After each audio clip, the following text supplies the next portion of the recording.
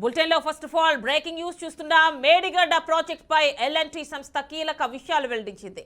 Medigadda barrage లో పగుళ్లకు designs లోపం కారణమని స్పష్టం చేసింది. తమ వైపు నుంచి ఎలాంటి తప్పు లేదని కూడా తేల్చి చెప్పింది. ఎల్ఎన్టీ తెలిపిన ఈ వివరాలు ఇప్పుడు కొత్త రాజకీయ చర్చకు దారితీశాయి. డిజైన్స్ మొత్తం అప్పటి ముఖ్యమంత్రి కేసీఆర్ చూసుకున్నారని పెద్ద ఎత్తున వార్తలు వచ్చాయి. ఇదే విషయాన్ని సీఎం హోదాలో కేసీఆర్ కూడా అంగీకరించారు. నిర్మాణ విషయంలో తమకేమీ సంబంధం లేదని ఆఫ్కాన్ సంస్థ కూడా ఇప్పటికే ప్రకటించింది.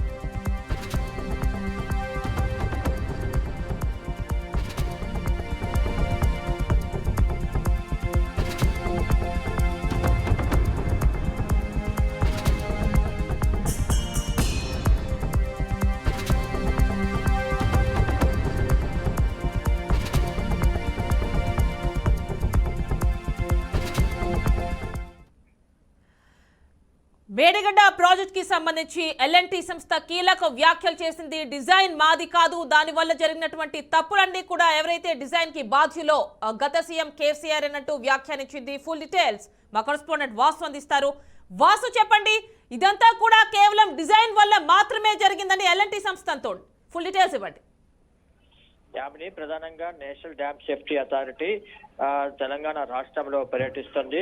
నిన్న రాష్ట్రానికి వచ్చిన ఎన్డీఎస్ఏ టీము ఈ నెల 22 వరకు పర్యటించి దాదాపు మేడిగడ్డ, సుందిళ్ళ, అన్నారం బ్యారేజ్లకు సంబంధించి వాటికి ఏర్పడిన ఏదైతే లోపాలు ఉన్నాయో మేడిగడ్డ బ్యారేజ్ కుంగుబాటుకు కానీ అట్లాగే సుందిళ్ళ, అన్నారం బ్యారేజ్లకు సంబంధించి సిపిఏజ్ అట్లాగే మిగతా ఏదైతే డ్యామేజ్ అయిందో అవంతా కూడా పరిశీలించిన తర్వాత ఒక నివేదికను ఎన్డీఎస్ఏ ప్రభుత్వానికి నెల లోపల ఇవ్వాలనేది ఒక లక్ష్యంగా పనిచేస్తుంది. దాంట్లో భాగంగా నిన్న ఇక్కడ జలసౌధలో భేటీ అయిన ఎన్డీఎస్ఏ టీం రాష్ట్రంలోని ఏదైతే ఆ బ్యారేజ్ కి సంబంధించి అంటే కాళేశ్వరం ప్రాజెక్ట్ కు సంబంధించి నిర్మాణంలో భాగస్వామ్యమైన సంస్థ ప్రతినిధులు అట్లాగే ఆ నిర్మాణ సమయంలో ఉన్న అధికారులు అట్లాగే అప్పుడు పర్యవేక్షించిన ఇతరత్ర ఎక్స్పర్ట్లు ఎవరైతే ఉన్నారో వాళ్ళందరితోని భేటీ అయింది. గతంలో రాష్ట్రానికి 4 రోజుల పర్యటనకి అంటే 7, 8, 9, 10 తేదీల్లో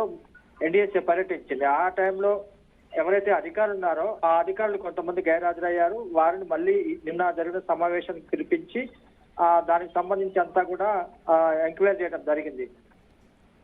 అయితే దాంట్లో భాగంగా ఇప్పటికే దీనికి బాధ్యత వహిస్తూ ఈఎన్సీ మురళీధర్ ప్రభుత్వం తొలగించింది. అట్లాగే రామగుండం సంబంధించి ఎస్ఈ వెంకటేశ్వర్ను కూడా ప్రభుత్వం తొలగించింది. వీళ్ళిద్దరు కూడా నిన్న సమావేశానికి హాజరయ్యారు.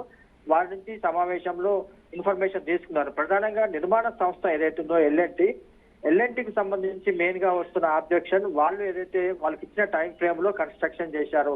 తర్వాత జరిగే పరిణామాలన్నీ కూడా మళ్ళీ కొత్తగా ఒప్పందం చేసుకోవాలి. తాము అగ్రిమెంట్ చేసుకున్న విధంగానే తాము వర్క్ చేసి గవర్నమెంట్ కి ఇచ్చాము.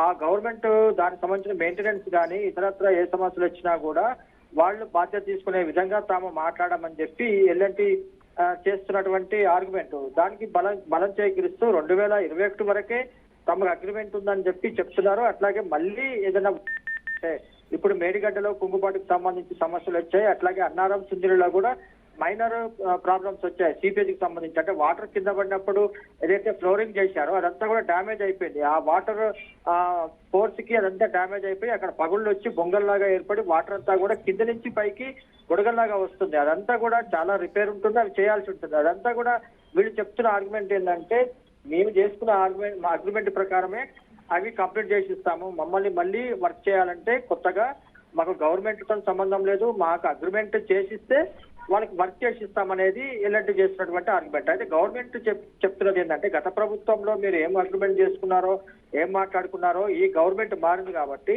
మాకు ఆ సమాచారం లేదు, మాకంత ఇన్ఫర్మేషన్ లేదు కాబట్టి కొత్తగా మీరు మళ్ళీ వర్క్ చేయాలని చెప్పి గవర్నమెంట్ చెప్తుంది. దాని మీద ఇప్పుడు ఎన్డీఎస్ఏ కమిటీ మళ్ళీ రేపు కూడా దీని మీద సమావేశం నిర్వహించబోతుంది. ఇవాళ మెయిన్ గా ఆపరేషన్స్ అండ్ మేనేజ్మెంట్ కి సంబంధించి విభాగంలో అధికారులతో భేటీ మేడిగడ్డకు సంబంధించి వాటి మీద పరిశీలించనున్నది. Yamini. Right Vasu, thank you.